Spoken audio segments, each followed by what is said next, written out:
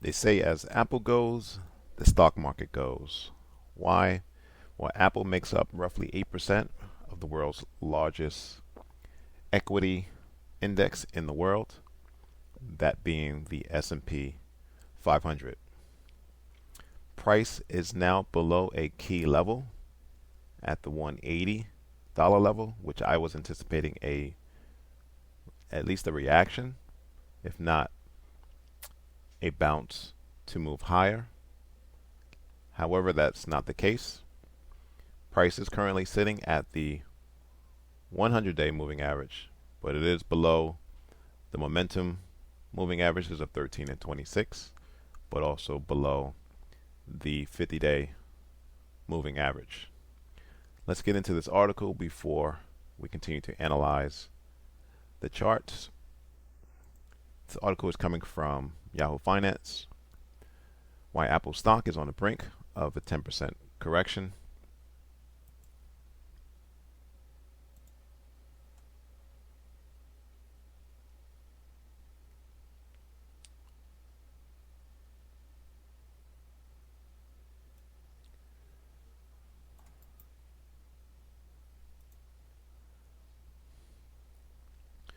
This article is coming from Yahoo Finance. Why Apple stock is on the brink of a 10% correction. Shares of the tech giant are off roughly 9% in August, according to Yahoo financial data, badly underperforming the S&P 500, which is dropping roughly 1.6%. The stock has fallen below its key 50-day moving average as sentiment has soured after the company's tepid earnings report a week ago. The move is just a knee-jerk August selling after a parabolic run so far this year. Longtime Apple bull and Wedbush tech analyst Dan Ives told Yahoo Finance. Selling Apple here ahead of the iPhone 15 launch. Services ramping to double digit and a new tech bull market underway would be leaving the Super Bowl at halftime, he states. However, rumblings on Wall Street suggest that sluggish economies in the U.S. and China may weigh on Apple's results in 2024. We see that the iPhone, the Mac, the iPhone sales fell year over year in the most recent quarter. Sales fell in Apple's Americas, Japan, and the rest of Asia's geographical segments. Tim Cook states the following: we continue to face an uneven macroeconomic environment. All right, so before we get into the charts, let's listen into this video. Stock exchange, I guess Stacks Exchange works too. Jared, just hey, go when ahead. in Rome. Yes. Let's go to the Wi-Fi Interactive and move on here. I was looking at the NASDAQ 100, and we'll get to Apple in a second because Apple is the biggest component of the NASDAQ 100. But just wanted to show you what this tech mega cap heavy index has been doing. This is a 3-month chart. It's hard to see here, but this candle yesterday was a hammer candle, and it's protecting. It's showing that the 15,200 area was rejected, although 15,300 remains a sticking point. If you take a look at 1-year chart here, you can see this is kind of price for perfection here. It's one of those mornings. We did pick up interest right where we should have at the bottom end of this trend line here. But in as much as the biggest component is Apple, and Apple has not been doing well recently, you take a look at the 5-day price action, down 7.1%. This is a stock that has an even steeper trend line. Look at this trend. This goes back 1 year, but since January, almost a perfect uptrend here. And when it broke 4 or 5 sessions ago, and I'm going to zoom in here, it really broke hard. In fact, this was a record high. It's hard to see up there, but a record high. Only 5 days later, this guy was oversold. Apple was oversold to the downside versus relative strength index. That's RSI. It's a common measure of overbought, oversold. I don't want to get too deep in the technicals here, but I went back through history and I found that this has never happened before. In other words, we've never had a record high in Apple and then it crashed to oversold territory within 5 sessions. So I expanded the parameters a little bit, just required it to close above a 10-day moving average and then get into oversold territory within 10 days. And guess what I found here? It's generally bearish for Apple in the following 5 days, 10 days, and 21 days. So that's 1 week, 2 week, and 1 month. In fact, here are the stats here.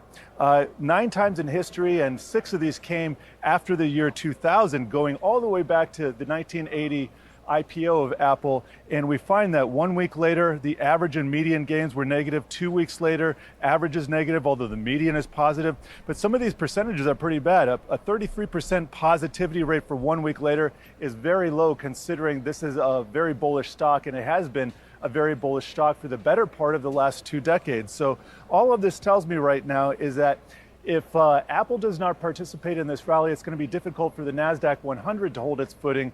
And what does that mean for the rest of the stocks? Well, I was saying yesterday that it looks like we've been in a kind of a 10-day either consolidation or back off from highs or a rotation. Here's the 5-day price action. You can see while Apple down 7%. All right, so based on the stats, after a quick crash in Apple stock, things don't look too good. Now, why was this a key level at the 180 level? Let's zoom out to the monthly chart. And what we can see, that was previous all-time highs, which is why I was expecting a bounce. But August is making out to be a terrible month thus far, and we still have roughly 15 trading days left.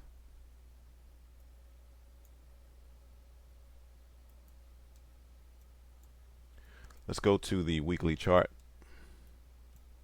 and we can see for the second straight week we're going to have a red week.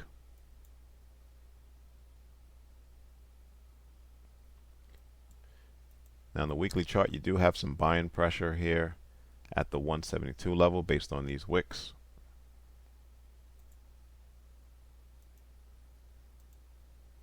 So let's zoom in on the daily chart, see how the price action looks. So you do have a lot of trading at this level here. So price, if it continues to decline, it's going to at least pause.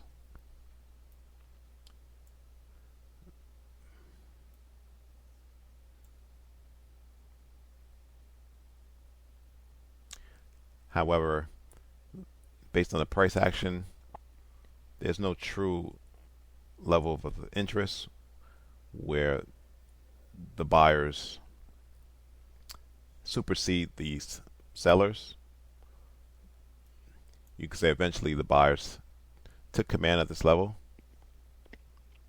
gapped higher, and they continue to move higher over the course of June and July.